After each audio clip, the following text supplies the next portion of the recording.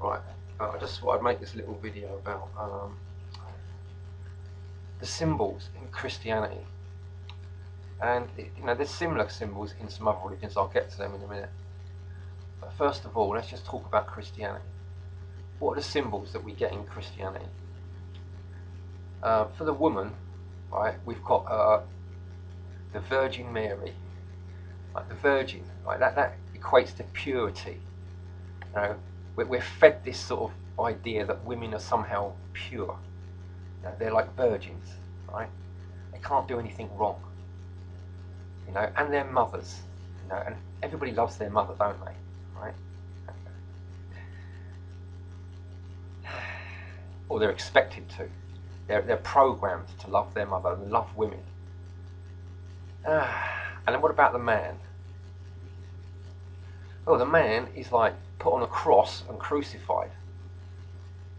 Okay, but that's not enough. No.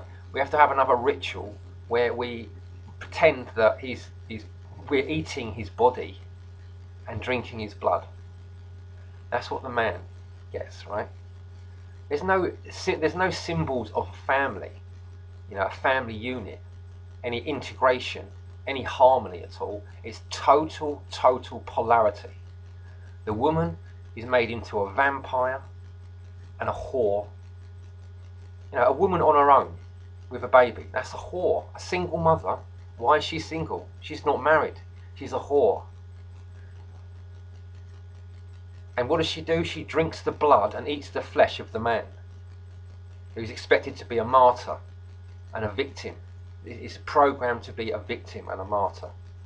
And there's no harmony, there's no balance. It's purely one way. The woman eats the man. And that is it. The woman is the vampire, the man is the victim. That's the symbols that we're programmed with. We've been programmed for 2,000 years. But this happens in other traditions as well. You go to the Hindu tradition, you've got Shiva who catches all the floodwaters in his matted hair, or he's sitting on a mountaintop alone. His wife is a traitor. And then you've got Kali who cuts the heads off of everyone and drinks their blood. Again, it's the same kind of thing. More, really vampire symbolism for the female, victim sacrifice symbolism for the male.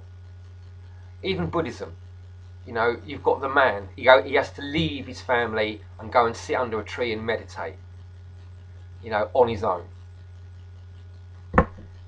All these symbols are just really, they're programming to divide the family, split the family up, to make it weaker, so that there's no strength in the family.